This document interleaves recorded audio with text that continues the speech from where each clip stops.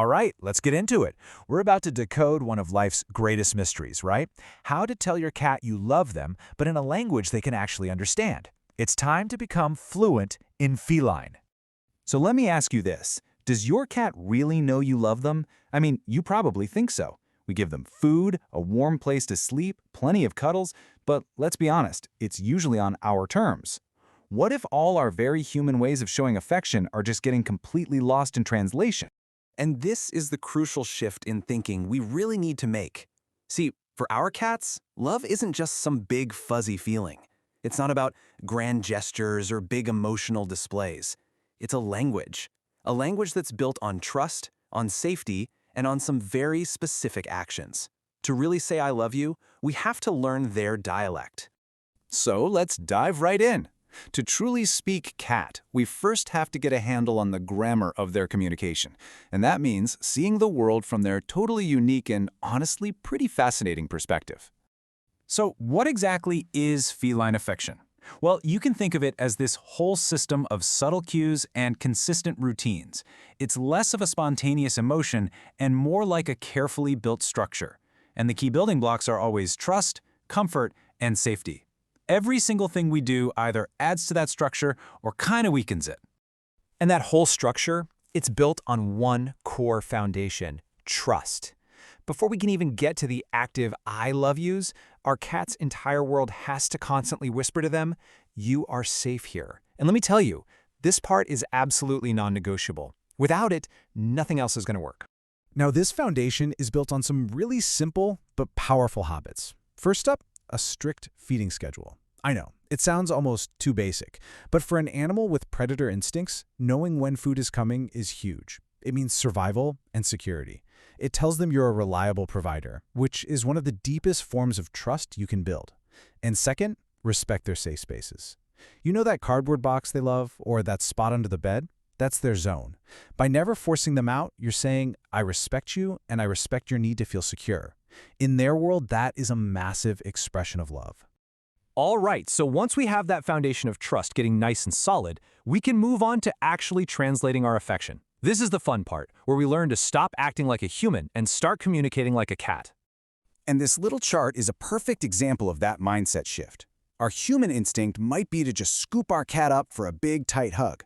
But in their world, being restrained can feel like being trapped by a predator.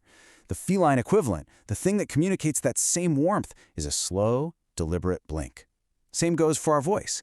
That loud, excited, who's a good kitty, might be startling to them. But a soft, high-pitched tone, that's seen as friendly and totally non-threatening. You know, the slow blink is so much more than just a gesture. It's a really profound message. I mean, think about it. When a cat closes its eyes in front of you, even for a split second, it's making itself completely vulnerable. In the wild, that could be a fatal move. So when they do it with you, it's the ultimate sign that they see you not as a threat, but as family, a source of absolute safety. So how do you do it right? It's simple. Just make some soft eye contact from a distance. Slowly close your eyes for a second or two, and then slowly open them again. The key is no staring. It has to be a relaxed, gentle message. And as for your voice, that high-pitched, soft tone, it actually mimics the chirps and mews their mothers used. You're literally speaking in a way that signals comfort and safety from their earliest memories. How cool is that? Okay, so we've established a safe space, and we've learned some basic phrases. Now let's get into the activities that really cement your bond. This is where love becomes a shared experience. 15. That's it. Just 15 minutes a day. What's this number all about? It's the minimum amount of dedicated, interactive playtime that can completely transform your relationship. For a cat, you see, play isn't just fun. It's them completing their predatory sequence. It satisfies their deepest instincts to hunt, to catch, and to conquer, and it makes them feel confident and fulfilled in their own home. So here are 3 super powerful ways to put that love into action. We just talked about interactive play. A wand toy that mimics a bird or a mouse is absolutely perfect. Second, gentle grooming. Brushing your cat actually simulates the way their mother groomed them, which is a fundamental sign of care and family bonding. And third, and this one is crucial, let them initiate the affection. When you wait for them to come to you, to rub against your leg or hop in your lap, you're giving them a choice. You're saying, I love you and I respect your decisions. We've covered a lot of ground. So how do we put it all together into a daily practice? Well, here's a simple checklist that can help make this new language second nature. Just think about the specific message each of these sends. Consistent meals, that says, you are safe. Respecting their space says, your boundaries matter. The slow blink tells them, I trust you. A soft voice says, I'm a friend. That playtime, it says, I value your happiness. Grooming tells them, you're family. And waiting for them to make the first move, that says, I respect you. Every single day, you have 7 distinct opportunities to say, I love you. And really, that's the main takeaway here. This isn't just a list of chores you have to get through. These actions are daily conversations. You're not just feeding your cat, you're communicating security. You're not just playing with a toy, you're speaking the language of instinct and joy. It's this ongoing dialogue that deepens your bond with every single interaction.